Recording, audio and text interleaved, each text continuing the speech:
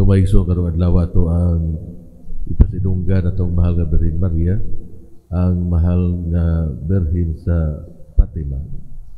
Diha sa ato mga pagbasa atong nadungog nga si Maria nagbarog diha sa tiilan sa krus, ang ubos sa gilansang niyang anak, ang ato ang manunubos, ang ato ang Ginoong Hesukristo. Kini nga imahin maghatag og nagkarambula nga emosyon o pagbati. Ana ang kasakit ug murag gidughang ang kasing-kasing sa usa ka bangkaw nga adunay duha ka suwag.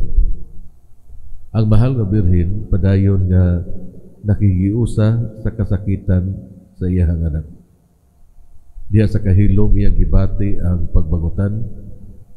Ang mahal nga Birhen Maria nagpabilin nga malaumon diha sa mga plano sa Ginoo. Ang mahal nga Birhen Maria naghatag kanato og perpektong sanglitanan sa iyang pagkahiusa diha sa nasamdan nga kasing-kasing sa iyang anak. Magigsoon atong hinumduman nga dili kita talikdan sa atong mahal nga Birhen Maria sa panahon sa ato ang mga pag-antos.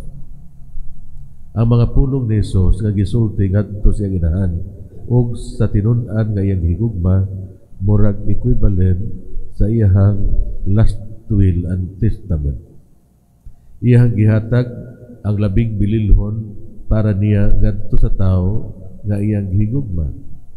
Ug ngadto kang Maria, iyang gihatag ang iyang higala nga iyang higugma pag-ayo nga nanginahanglan usab sa iyang tabang diha sa iyang mga kalisdanan.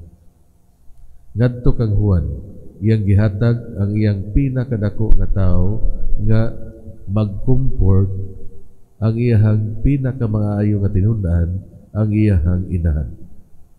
Siya nahibalo nga si Juan nanginahanglan kaniya sinagop nga anak to comfort o mag-uban kaniya. Magigsoon gidawat ni Juan ang iyang responsibilidad para sa mahal nga Birhen Maria. Gidala siya ngadto siyang balay.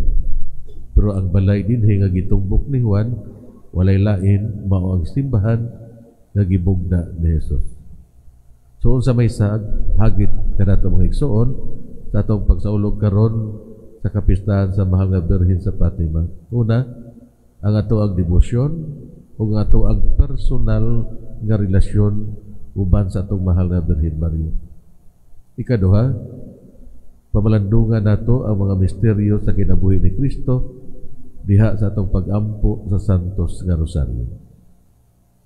May palihog para sa katalingbanong pag-ampo.